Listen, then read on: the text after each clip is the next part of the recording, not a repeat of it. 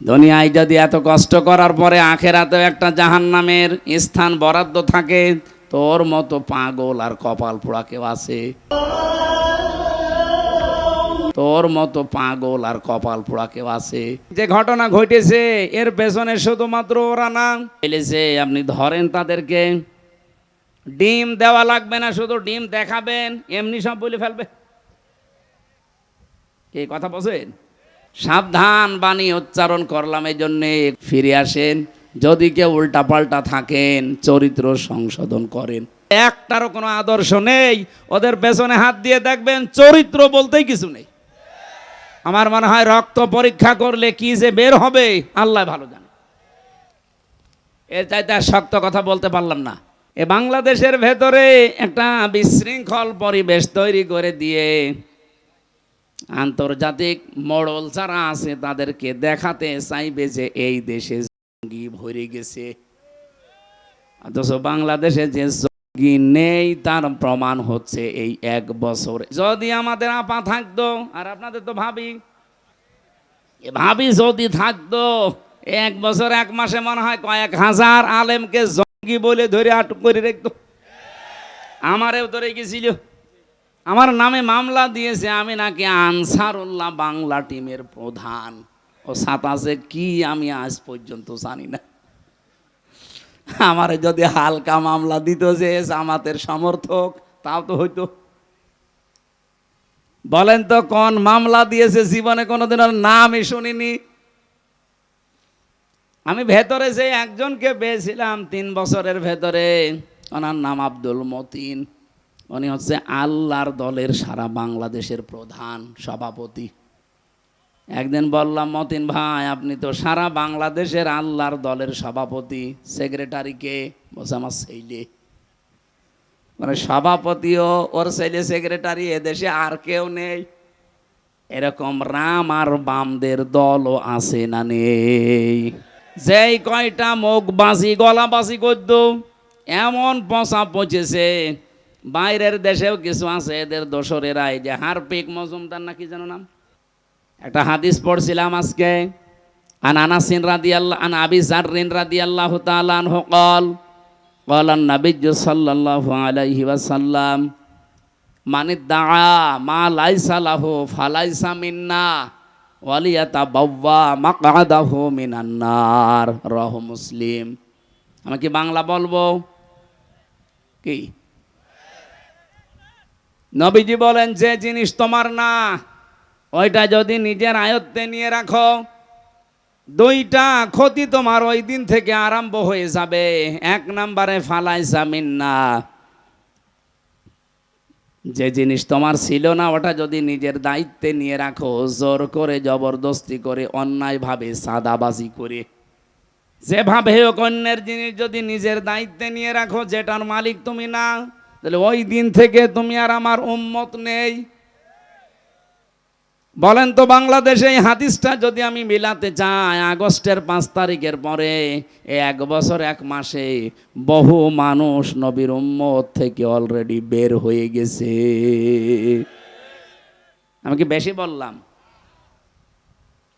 রংপুর বিভাগে হয়তো এরকম ঝামেলা হয়নি, কিন্তু আমার খুলনা বিভাগে বাবা শাহজালাল সব হালাল। ভিক্ষুকের টাকা পর্যন্ত ছাড়ছে না। একটা ভিক্ষুক 250 টাকা উপায় করেছে সারাদিন, সেখান থেকেও 30 টাকা চাঁদা। ও 30 টাকাকে আপনার বাবার টাকা, আপনার নিজের টাকা। এমনিতে এভাবে ভরাডুবি হচ্ছে না দেশের মানুষ এখন আর। ওই আগস্টের 5 তারিখের আগে নেই, এখন সব বুঝে ফেলেছে। প্রায় 250-র উপরে উপজেলা চেয়ারম্যান ছিল, 1000-এর উপরে প্রায় ইউনিয়ন চেয়ারম্যান আমরা খোঁজ পেয়েছি, 1500-র উপরে শুধু মেম্বার ছিল। আল্লাহর শুকরিয়া, এদের একটা মানুষের জীবনে 1 টাকার দুর্নীতিও পাওয়া যায়নি। এরা কি মানুষ না? তা আপনি এর চাইতে আর কি দেখতে চান? এরপরেও যারা গলাবাজি করে, চাপাবাজি করে, আমার মনে হয় গলা চেপে ধরা দরকার শয়তানগুলো। যারা এই কথাগুলো ছড়ায় এদের বিরুদ্ধে। আজকে ডাক্তার জাহিদুর রহমান নাকি একজন নাম। এই লোকটা চেহারার দিকে তাকালে আমার মনে হয় একটা টাটকা নির্ভেজাল শয়তান। বলছে বাংলাদেশ জামাত ইসলামী যদি মুক্তিযুদ্ধও হতো আমি তাদের সাপোর্ট করতাম না, কারণ তারা ইসলাম নিয়ে রাজনীতি করে। এ কথা যে লোকটা বলে তার ঈমান থাকার কথা। এরকম নাস্তিক মার্কা লোক যারা মারা যাবে এই দেশে ঘোষণা দেওয়া দরকার যে তাদের জানাজার নামাজ দরকার নেই, হয় পড়িয়ে ফেলবেন নাই কবরে দিয়ে দেবেন এমনিতেই। কারণ ইসলামে রাজনীতি আছে এই কথা যারা বিশ্বাস করে না সে কাফের। আর কাফের মরে গেলে জানাজা পড়া যায়? বলেন। নবীদের চাচা মুশরিক কাফের ছিল, নবীজি জানাজা পড়ানো তো দূরের কথা, শুধু দোয়া করতে চেয়েছিলেন, আল্লাহ হাতের উপরে বলেছেন না, মা কান আলিন নাবিয়্যি ওয়াল্লাযীনা আমানু আইয়াস্তাগফিরু লিল মুশরিকিন। সূরা তাওবা এসেছে 113 নম্বর আয়াত। হে নবী, এটা আপনার চাচা আমি জানি, কিন্তু লোকটা তো মুশরিক। কোন নবীর জন্য কোন ইমানদারের জন্য জায়েজ নেই, উচিত না, শোভনীয় না যে কোনো মুশরিকের জন্য আমি আল্লাহর কাছে ক্ষমা চাবে। সুতরাং বাংলাদেশে আমার মনে হয় এখন অনেকে এরকম যারা করবে এই উদাহরণ তৈরি করা দরকার, তাহলে বাকি শয়তানগুলো এমনি ভালো হয়ে যাবে। যারা এই কথা বলতে পারে যে জামাত ইসলামী বাংলাদেশ এরা ইসলাম নিয়ে রাজনীতি করে, এই একটাই দোষ, এই কারণে আমি তাদের পছন্দ করি না, তার মানে আপনি সরাসরি ইসলামী রাজনীতিকে পছন্দ করেন না। এই কথা বলেন না কেন? এদের জানাজা যারা পড়বে আমার মনে হয় তারাও ওই রকমই। এর চাইতে গ্যারান্টি দেওয়ার মতো আমার মনে হয় বাংলাদেশে আর মানুষ দিয়ে হবে না। এর চাইতে ভালো মানুষ যদি পেতে চান তাহলে ফেরেশতা জিবরাইল নিয়ে আসেন। তাছাড়া আপনি এর চাইতে ভালো মানুষের পাবেন কোথায়? নমিনি এবং এমপি পদপ্রার্থী এ শব্দের ভেতরে অনেক পার্থক্য আছে। বাংলাদেশ জামাত ইসলামী থেকে যারাই ভোটে দাঁড়ায় তারা কেউ নিজের ইচ্ছায় দাঁড়ায় না, দল তারে দাঁড় করিয়ে দেয়। এখানে আমরা 3 জন নমিনি আছি। আল্লাহর কসমে কোরআন শরীফ আমার সামনেই, যেদিন আমার নাম ঘোষণা দিয়েছে নমিনি ওই দিনও আমি জানতাম না। ওনাদেরকেও জিজ্ঞাসা করেন ওনারা জানতো কিনা, ওনারাও জানে না।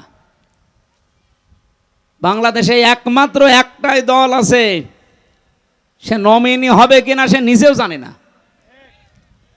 অথচ এই নমিনি হওয়ার জন্যে, পদ পাওয়ার জন্যে অন্য দলের দিকে তাকান, মরে যায়। এর চাইতে আপনি আর কি চান?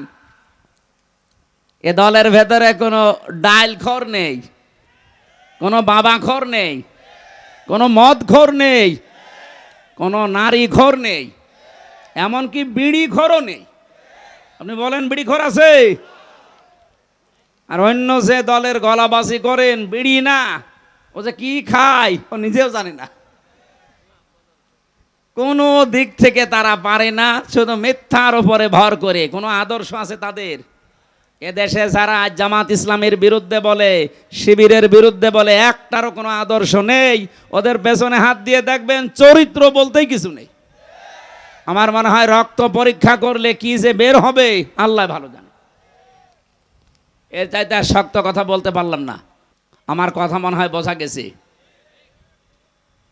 আমিরে জামাত ডাক্তার শফিকুর রহমান হাফিজাহুল্লাহ ঘোষণা দিয়েছেন যে এই দল থেকে কেউ এমপি হলে, মন্ত্রী হলে 5 বছরে তার একটা টাকা বাড়বে না, যা আছে আরো কমে যাবে। আপনি অন্য কোন দলের লোককে ঘোষণা দিতে বলেন তো, আমার মনে হয় বাংলাদেশে যে দল আছে কোন দল থেকে এমপি দাঁড়াবে না। বলবে ও ঝামেলা করে করবো কি? কি লাভ আপনার? আপনি 100 কোটি টাকা খরচ করবেন একটা আসনের জন্য, আপনার কি লাভ বলেন? অবশ্যই আপনি 500 কোটি টাকা এখান থেকে তুলবেন। আর আমাদের 1 টাকা খরচও নেই, তোলার কোনো ধান্দাও নেই। এই জন্যে উনি শুধুমাত্র অধ্যক্ষ ছিলেন না, উনি সাবেক উপজেলা চেয়ারম্যান ছিলেন। ওনার ভেতরে কোনো দুর্নীতি 5 বছরে পেয়েছেন আপনারা? সুতরাং আমরা আর কিছু বলতে চাই না, এখন আপনাদের বিবেকের ওপরে ছেড়ে দিয়েছি, যা করবেন করেন। এখানে উপস্থিত হয়ে ধন্য করেছেন বাংলাদেশ জামাত ইসলামী এ গাইবান্ধা জেলা শাখার সম্মানিত জেলা আমির মোহতারাম আব্দুল করিম, আতালাল্লাহু উমরাহু ওয়া বারাকাল্লাহু ফি হায়াতি, আমিন।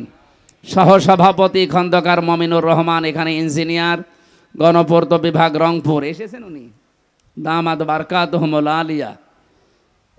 আলোচনা রেখেছেন গাইবান্ধার সন্তান হাফেজ মাওলানা রবিউল ইসলাম। বিশেষ অতিথি, আমন্ত্রিত অতিথিবৃন্দ, যত মানুষের নাম দিয়েছেন আপনি, এত মানুষের নাম পেলেন কোথায়? ওরে বাবা, এটা একটা একটা করে নাম বলে দোয়া করতে গেলে আমার গলা ভেঙে যাবে। একবারে দোয়া করে দিলাম।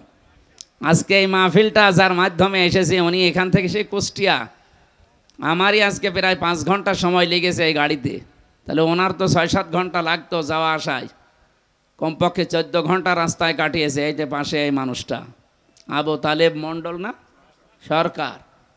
আপনি কি এখনই সরকারি চলে এসেছেন? আল্লাহরে গোলামকে আল্লাহ তার এই দিনের জন্য যে কষ্ট স্বীকার করেছিলেন যেন উত্তম জাযা দান করেন। আমার আগে কথা বলছিলেন মাওলানা হুসাইন আহমেদ মাহফুজ, চুয়াডাঙ্গা থেকে এসেছে, উনি সময় পাননি।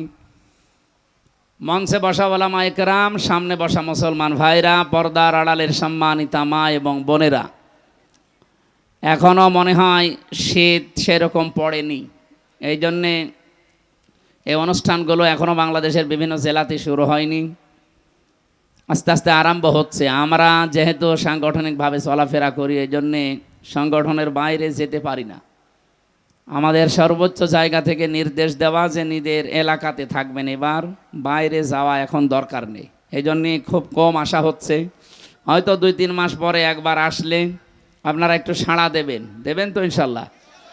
আরও যারা আলেম ওলামা আসবে এলাকায় কোরআনের দাওয়াত নিয়ে, এই যে 3 তারিখে সামনে মাসে অক্টোবরে সিলেট থেকে আসবেন ডক্টর মোহাম্মদ মাওলানা ফয়জুল হক হাফিজাহুল্লাহ, অনেক জ্ঞানী মানুষ। আপনারা দল বেঁধে আসবেন, আরও মানুষকে নিয়ে আসবেন তার অনুষ্ঠানে। সবাইকে নিয়ে দরবারে ইলাহিতে শুকরিয়া আদায় করছি, আল্লাহ যে আমাদের সুস্থ রেখেছেন। জোরে বলেন আলহামদুলিল্লাহ। দরুদ আর সালাম পড়ছি আমাদের নবীর উপরে, কারণ এটা রবিউল আউয়াল মাসের আজকে 18 তারিখ না, ভাদ্র মাসের কয় তারিখ? 28 তারিখ। ইংরেজি সেপ্টেম্বরের আজকে 12 তারিখ। দেখতে দেখতে কিন্তু রবিউল আউয়াল চলে যাচ্ছে। 18 তারিখ যেহেতু হয়ে গেছে, আর মাত্র 12টা দিন আমাদের সামনে আছে। যে মহান মিশন এবং ভিশন নিয়ে এসেছিল এই মাসটা, আমরা কিছুই করতে পারিনি, শুধু অনেকে মিলাদ পড়ে খেচড়ি আর জিলাপি খেয়েই শেষ করে দিয়েছে। অথচ রবিউল আউয়াল কি এটা করার জন্য আসে? রবিউল আউয়ালের একটা উদ্দেশ্য আছে। আমি প্রায় 27টা কারণ পেয়েছি সিরাত ইবনে হিশামের ভেতরে। ঐতিহাসিক যারা তারা লিখেছে রবিউল আউয়াল এই মাস যেহেতু নবীজির জন্মের মাস এবং তার ইন্তেকালের মাস, এই মাসেই তিনি দুনিয়ায় এসেছিলেন, এই মাসেই বিদায় নিয়েছেন। আমাদেরকে যেটা দিতে আসে এই মাস, তার অন্যতম শিক্ষা হচ্ছে হক। কি বললাম? হক। আর রাহিকুল মাখতুমের ভেতরে পড়ছিলাম, মিলাদ যারা পড়েন, মিলাদ যারা দেন, তারা অনেকে হয়তো জানেন না, যেহেতু এই রংপুর বিভাগে এগুলোর প্রচলন কম আছে, এগুলো সব চাইতে বেশি চলে সিলেট আর চট্টগ্রামে। এ মাস আসলেই তারা মিলাদের বাহার, কেউ 5 দিন, 7 দিন, 19 দিন, 63 দিন পর্যন্ত মিলাদ চলছে। এমনকি নামও তারা দিয়েছে ঈদে মিলাদুন নবী। কোথায় পেয়েছেন ভণ্ডামি? এই পৃথিবীতে মাত্র 2টা ঈদ আল্লাহর পক্ষ থেকে রাসূলুল্লাহকে দেওয়া হয়েছে, একটা ঈদুল আযহা, এটা ঈদুল ফিতর। এর বাইরে কোনো ঈদ আমাদের জন্য আর নেই। কথা বলেন না কেন? ওরা কোরআন শরীফের আয়াত পড়ে দলিল দিতে চায় এভাবে, قد جاءكم من الله نور وكتاب مبين। সূরা মায়েদার 15 নম্বর আয়াতের শেষের দিকে এটা আছে, অবশ্যই আল্লাহর পক্ষ থেকে তোমাদের কাছে এসেছে স্পষ্ট কিতাব, নূর। এখানে ওরা বলতে চায় কিতাব মানে কোরআন শরীফ, আর নূর মানে মুহাম্মদুর রাসূলুল্লাহ না। আপনি তাফসীরগুলো খোলেন, যারা পড়তে পারে জিজ্ঞাসা করেন। আল্লাহ পাক এখানে নূর এবং কিতাব এ দুইটাই এক জিনিস। কারণ কোরআনের 55টা নাম আমি পেয়েছি, তার অন্যতম নাম 5টা, এর ভেতর একটা নাম হচ্ছে আন-নূর। কোরআন নাম কি? এখানে মাঝখানে যেহেতু ওয়া আছে, আল্লাহ পাক এখানে নূর এবং কিতাব দুইটা জিনিসই আসলে এক। এটা যে এক তার প্রমাণ কি? কোন আয়াত থেকে কেউ তাফসির করতে হলে উসুলে তাফসিরের মূলনীতি হচ্ছে এর আগের আয়াত পরের আয়াতের সাথে সম্পর্ক কি আছে এটা আপনাকে জানা লাগবে। যারা এভাবে আলেম হওয়ার পরেও দলিল দেন, মানুষকে ধোঁকা দিয়ে বোকা বানাতে চান যে এখানে নূর মানে মুহাম্মাদুর রাসূলুল্লাহ আর কিতাব মানে কোরআন শরীফ, না। কারণ এর প্রমাণ এ দুইটাই যে এক, এর প্রমাণ আল্লাহ নিজে পরের আয়াতে দিয়েছেন। ইয়াহদি বিহিল্লাহ। যারা গ্রামার বসে বলেন তো ইয়াহদি বিহিল্লাহ, বিহি এক বছর না বহু বছর? এই আপনি কথা বলেন, আপনি জানেন বিহি এটা এক বছর, ওপরের জিনিস যদি দুইটা হবে, আল্লাহ পাক এখানে ইয়াহদি বিহিল্লাহ দিলেন কেন? যে এইটার দ্বারাই আমি মানুষকে হেদায়েত দেই। সুতরাং এইটার দ্বারা বলতে এখানে যেটার নাম আছে সেটা নূর ও যা কোরআন ও তা। আশা করছি আমি কথা বোঝাতে পেরেছি এই বিহি শব্দটা দিয়ে, মানুষ যেন বিভ্রান্তিতে না পড়ে যে নূর মনে হয় আলাদা, কিতাব মনে হয় আলাদা। না, আল্লাহ এই জন্য জবাব দিচ্ছেন পরের আয়াতে, ইয়াহদি বিহিল্লাহ, আমি আল্লাহ নিজে এইটার দ্বারা হেদায়েত দেই। মানিত্তাবা রিদওয়ানাহু, যে ব্যক্তি অনুসরণ করে চলবে এই কিতাবকে, এই নূরকে, আল্লাহ রাব্বুল আলামিন বলেন আমি নিজে তার উপরে রাজি এবং খুশি হয়ে যাব। বলেন সুবহানাল্লাহ। ও গাইবান্ধাবাসী, কোরআনের আয়াত পড়ে ঠিক, কিন্তু নিজেদের স্বার্থ সিদ্ধির জন্যে, নিজেদের দলীয় চিন্তা ভাবনাকে এস্টাবলিশ করার জন্য অনেক মানুষ কোরআনের ভেতরে নিজের মন মতো রায় ঢুকিয়ে দেয়।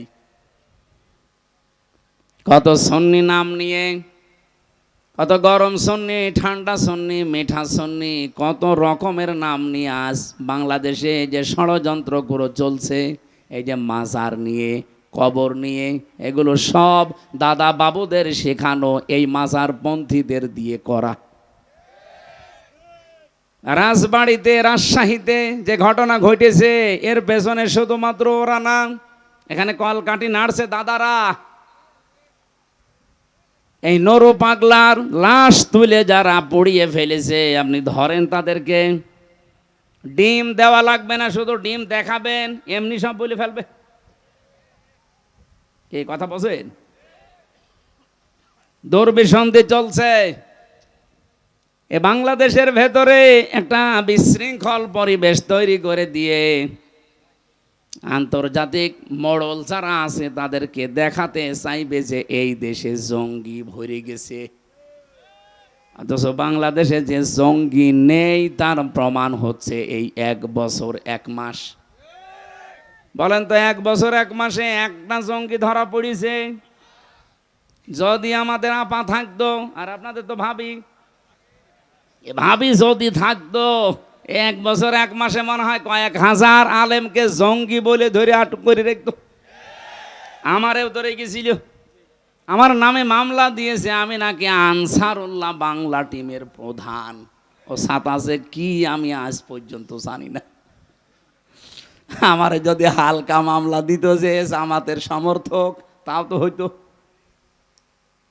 বলেন তো কোন মামলা দিয়েছে? জীবনে কোনোদিন ওর নামই শুনিনি। আমি ভেতরে যে একজনকে পেয়েছিলাম 3 বছরের ভেতরে, ওনার নাম আব্দুল মতিন। উনি হচ্ছে আল্লাহর দলের সারা বাংলাদেশের প্রধান সভাপতি। একদিন বললাম, মতিন ভাই আপনি তো সারা বাংলাদেশের আল্লাহর দলের সভাপতি, সেক্রেটারিকে? বলছে আমার ছেলে। মানে সভাপতিও ওর ছেলে সেক্রেটারি, এদেশে আর কেউ নেই। এরকম রাম আর বামদের দলও আছে না নেই? এদের যে ভরাডুবি হয়েছে তার প্রমাণ এই ডাকসু। যেই কয়টা মুখবাজি গলাবাজি করত, এমন পচা পচেছে। বাইরের দেশেও কিছু আছে এদের দোসরেরা, এই যে হারপিক মজুমদার নাকি যেন নাম, নিজম মজুমদার, ওর নাম আমি ভালো জানি না, ওই হারপিক মজুমদার দেখি মাঝে মাঝে। পাগল হয়ে গেছে লোকটা।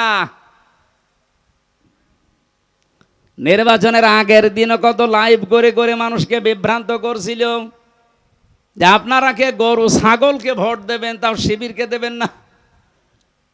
অথচ শিবিরে যে ভোট পেয়েছে সব মিলেও তার সমান হয়নি। যারা দাপাদাপি করতো তারা মাত্র 5,000। এত নিষেধ করার পরেও মহান আল্লাহ শিবিরকে প্রায় 14,500 ভোটে বিজয়ী করেছে। এই দৃশ্যটা দেখার পরে বাংলাদেশের পটও পাল্টিয়ে গেছে। আরে জাকসুর কারণে পটও আরো পাল্টাবে, এই জন্য জালেমেরা অনেকে বুঝে ফেলেছে, এখনো ফল দিচ্ছে না। যেই দিন ডাকসু নির্বাচন হয় তার পরের দিন আমার আসনে কুষ্টিয়ায় প্রায় 10টা গ্রামের প্রধান, ওরা নিজেরাই যে কোরআন শরীফ আমার সামনে এসে আমারে বলছে, হুজুর ও শয়তানদের সাথে আর নেই, বেঁচে যতদিন আছি দিন কায়েমের জন্য আল্লাহর রাস্তায় থাকবো, আপনি আমাদেরকে সাথে নেন। আমি বললাম যে কালেমা পড়ানো লাগবে, বলছে না মুসলমানই, কিন্তু এতদিন ছিল ওই সমস্ত জায়গায়। কালেমা যদি পড়ানো লাগে আমি পড়িয়ে দেই। আজকেও কুষ্টিয়াতে আমার নিজের আসনের ভেতরে ইবি থানার আবদালপুরে আমি জমান নামাজ পড়িয়েছি। নামাজের পরে 18 জন এসে আমার হাতে হাত দিয়ে সব কালেমা পড়েনি, কিন্তু মুসলমান হয়েছে। দলে দলে পালে পালে মানুষ আসতেছে। আমার মনে হয় কিছুদিন চাইতে দেন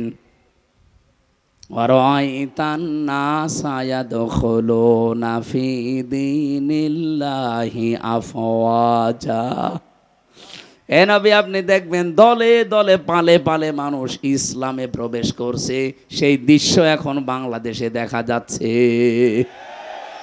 আল্লামা দেলাওয়ার হোসাইন সাইদি শহীদ রহমতুল্লাহ আলাইহে, তার সন্তান জনাব মাসুদ সাইদি ভাইয়ের হাতে আজকে 50 জন এসে যোগ দিয়েছে, মুসলমান হয়েছে। কারণ ওই এলাকায় হিন্দু বেশি।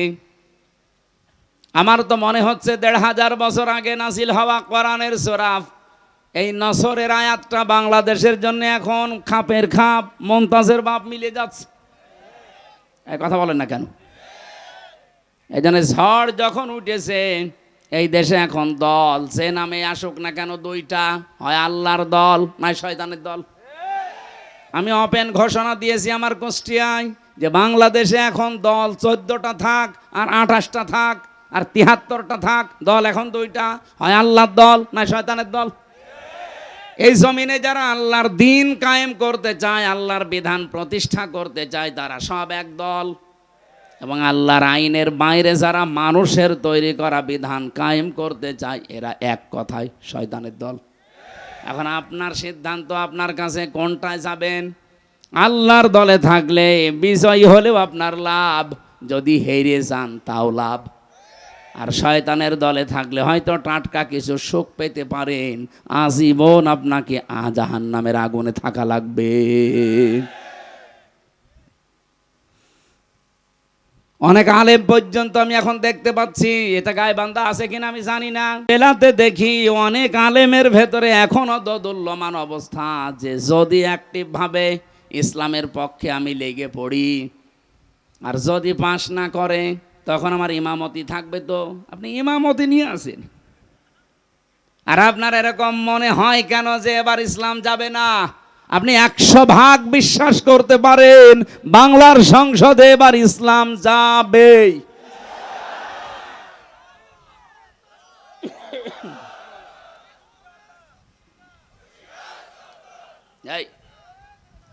এই আমি যে যাবে বললাম, এটা আমি নিজের ইচ্ছাই বলেছি না।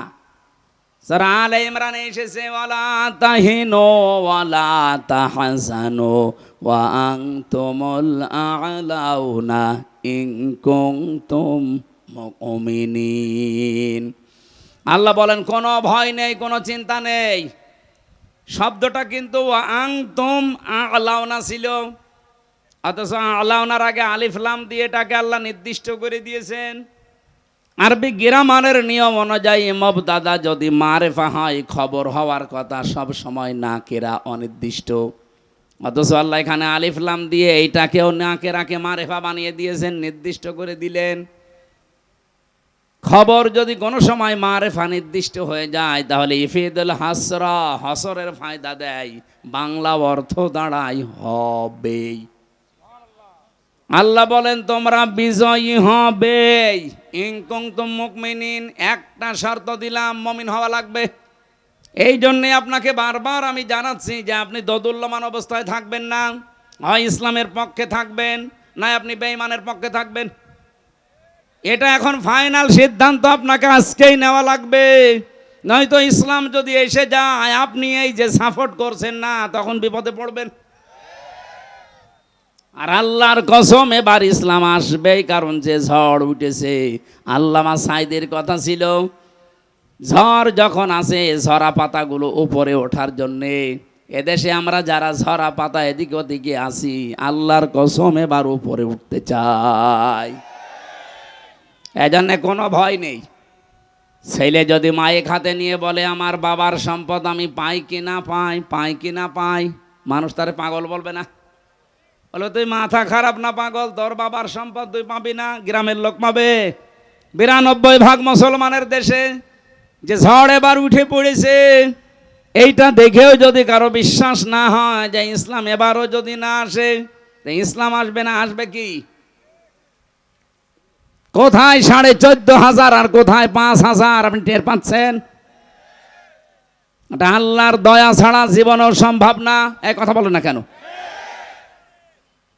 সেদিন গোবিন্দচন্দ্র পরামানিকের সাথে দেখা হয়েছিল, উনি আমারে বলছিলেন মাওলানা আমি একজন হিন্দু মহাজোটের সেক্রেটারি সারা বাংলাদেশের, আমি যা দেখলাম এই বাংলাদেশে যদি জামাত ইসলামী রাষ্ট্রীয় ক্ষমতায় যায় তাহলে দেশের সব দলের মানুষ নিরাপদে থাকবে। এটা হিন্দু বিশ্বাস করে, আপনার কি হয়েছে? আশা করছি এবার বিশ্বাসটা আপনি পাকাপোক্ত করে নেন। হয় ইসলামের পক্ষে থাকবেন, না ইসলামের বিপক্ষে থাকবেন, মাঝামাঝি কোনো রাস্তা বলেন বলেন নেই। যেহেতু রবিউল আউয়াল মাস, জন্মের কাহিনী শুনতে অনেকে ভালোবাসেন, আমি কাহিনী কয়েক মিনিট বলবো, কিন্তু একটা শিক্ষা দিতে চাই। এই শিক্ষাটা এখনই নেওয়া লাগবে। বিশ্বনবী জন্ম নিয়েই 3 জন মহিলার দুধ তিনি পান করেছিলেন। প্রথমে তার নিজের মায়ের, দ্বিতীয় নম্বরে উম্মে আইমান একজন দাসী, 3 নম্বরে হযরতে হালিমাতুস সাদিয়া রাদিয়াল্লাহু তাআলা আনহা। সিরাত ইবনে হিশামের বর্ণনা বলছি, হযরতে হালিমা বলেন আমি মুহাম্মদকে কোলে নিয়ে আমার ডান স্তন দিয়েছি, সে পান করেছে। বাম স্তন তারে দিলাম, সে মুখ বের করে নিল। এই এখানে গল্প করা যাবে না ভাই, পরে। আমি বললাম কেউ আসবেন না, ঘন্টাখানেক সময় দেন, এরপরে যা বলার বলবেন।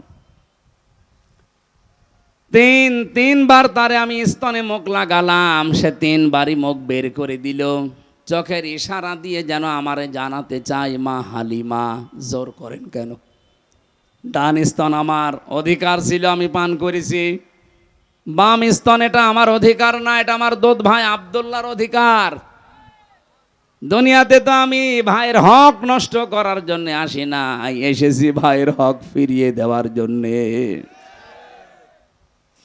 রংপুর বিভাগের মানুষেরা যেই নবী মায়ের কোলে বসে এই রবিউল আউয়াল মাসে ভাইয়ের হক নষ্ট করে না, আরো ফিরিয়ে দেয়, সেই নবীর উম্মত আমরা যত বড় হচ্ছি ভাইয়ের হক মারার জম হচ্ছি।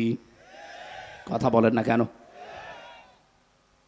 একটা হাদিস পড়ছিলাম আজকে, আন আনাসিন রাদিয়াল্লাহু আন আবি যাররিন রাদিয়াল্লাহু তাআলা আনহু قال قال النبي صلى الله عليه وسلم من ادعى ما ليس له فليس منا ওয়ালিয়াতাবাওয়া মাকআদাহু মিনান নার, রাহু মুসলিম।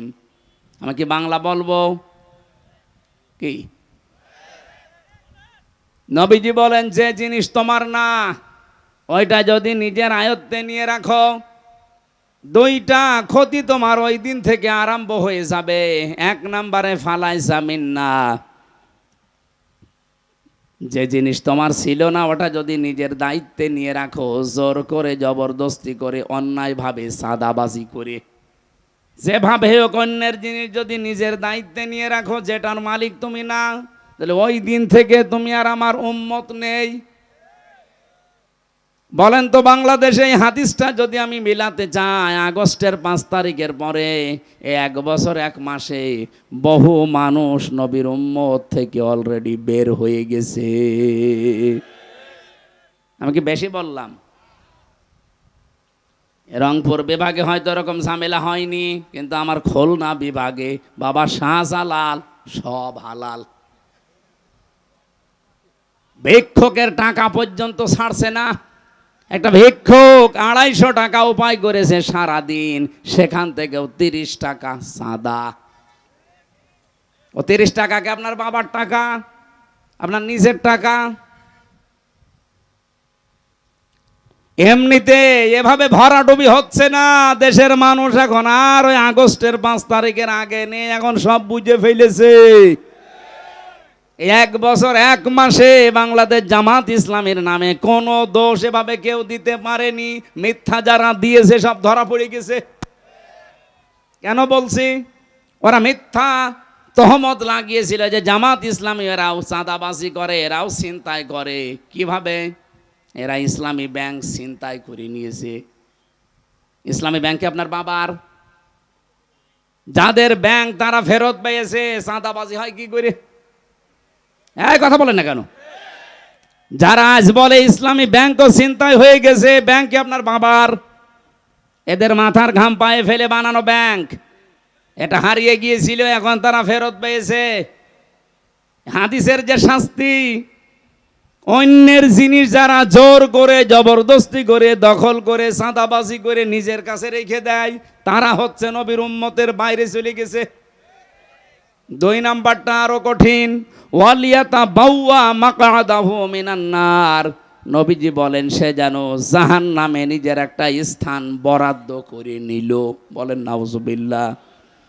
বাংলাদেশের মানুষেরা, বিশেষ করে রংপুর বিভাগের মানুষেরা আলা ভোলা, এদের একটা নামই আল্লাহ পাকই কারা দিয়েছে আল্লাহ জানে। সে যাই হোক, এর একটা আলা ভোলা। এলাকার মানুষেরা যেহেতু অন্য বিভাগের তুলনায় হালকা একটু গরিব, আপনারা 500 বছর আগে জান্নাতে যেতে পারবেন, কিন্তু সাবধান, অন্যের জিনিস নিজের দখলে নিয়ে রাখবেন না। তাহলে অলরেডি আপনি জাহান্নামে নিজের একটা স্থান কিন্তু বরাদ্দ করে ফেলেছেন। দুনিয়ায় যদি এত কষ্ট করার পরে আখেরাতেও একটা জাহান্নামের স্থান বরাদ্দ থাকে, তোর মতো পাগল আর কপাল পোড়া কেউ আছে? সাবধান বাণী উচ্চারণ করলাম এই জন্যে, খুব ভালোবাসিয়ে বিভাগের মানুষকে ফিরে আসেন। যদি কেউ উল্টাপাল্টা থাকেন, চরিত্র সংশোধন করেন। আমার আজকের আলোচনার বিষয়, যেহেতু রবিউল আউয়াল মাস, নবীজির জন্ম এবং এন্তেকালের মাস, এই জন্য আমি এইরকম একটা আয়াত পড়েছি। আমার আলোচনার বিষয় হচ্ছে কার আদর্শ অনুসরণ করছেন, প্রশ্নবোধক চিহ্ন। এরপরে লেখা আছে সাবধান। কি বললাম বোঝা গেছে? কার আদর্শ অনুসরণ করছেন, প্রশ্নবোধক চিহ্ন। সবার কাছে এই প্রশ্নটা। পরের শব্দ একটা আছে সাবধান, আশ্চর্যবোধক শব্দ। আমি এর ওপরে কথা বলবো ইনশা। তাহলে যেই নবী মায়ের কোলে বসে এই রবিউল আউয়ালে ভাইয়ের হক ফিরিয়ে দেয়, সেই নবীর উম্মত এখন যদি আমরা ভাইয়ের হক মেরে খাই, তা কিসের মিলাদ পড়েন আপনি? আমার কথা মনে হয় বোঝা গেছে।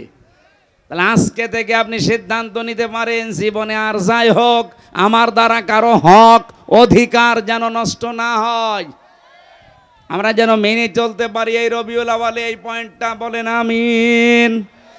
সূরা আরাফ 35 নাম্বার আয়াত, মাত্র একটা আয়াত পড়েছি, 2টা আয়াত, 35-36। নবীজির লক্ষ লক্ষ হাদিস থেকে একটা হাদিসের আংশিক পড়েছি। ইবনে মাসউদ রাদিয়াল্লাহু তাআলা আনহু বলেন, নবীজি আমাকে বলেছেন, ফাত্তাবিউস সিরাতাল আযম, তোমরা অনুসরণ করবা ওই দলকে যাদের দ্বারা ইসলাম কায়েম হওয়া তাড়াতাড়ি সম্ভব। বাংলাদেশে যত দল আছে নির্দ্বিধায় এবং স্পষ্ট ভাষায় বলতে পারি ৭৩টা দল এই দেশে কাজ করছে। সবচাইতে তাড়াতাড়ি যোগ্যতা নিয়ে ইসলাম এই দেশে কায়েম করতে পারে বাংলাদেশ জামাত ইসলামী। এদের ইউনিয়নের মেম্বার থেকে আন্তর্জাতিক জীবন পর্যন্ত চালানোর সৎ এবং যোগ্যতা সম্পন্ন মানুষ আছে। কিন্তু অন্য কোন দলে আপনি দেখান, আমি সেখানে যাব, বলেন একটা দলের নাম বলেন যে সেটা মেম্বার থেকে একেবারে আন্তর্জাতিক জীবন পর্যন্ত সব জায়গা তারা চালাতে পারে। ওই দলে যদি এরকম লোক, সৎ এবং যোগ্য লোক থাকে, বলেন আমি সেখানে যাব। আপনি দেখাতেও পারবেন না, আবার নবীর এই নির্দেশও মানবেন না। আপনি কি হয়েছেন কি? আমার কথা বোঝা যায়নি? সুতরাং এই দেশে এখন তাড়াতাড়ি ইসলাম কায়েম হওয়া সম্ভব যাদের দ্বারা নবীজির নির্দেশ তাদের অনুসরণ করা লাগবে, সাহায্য করা লাগবে, পেছনে থাকা লাগবে। আমার কথা যদি নাও মানেন, নবীর কথা মানতে অসুবিধা আছে? কার কাছে যদি মনে হয় যে এটা রাজনীতি, এটা ধান্দাবাজি, এদিকে আসেন, কানের নিচে এমন জোরে দেব আপনি সব টের পেয়ে যাবেন। এবার আসেন আয়াতটায়, সূরা আরাফ। আরাফ মানে পরিচিত হওয়া। আরাফা ইয়ারিফু উরফুন, এর বাংলা অর্থ পরিচিত হওয়া। দ্বিতীয় তাফসীর কি? আরাফ নামে একটা প্রাচীর আছে,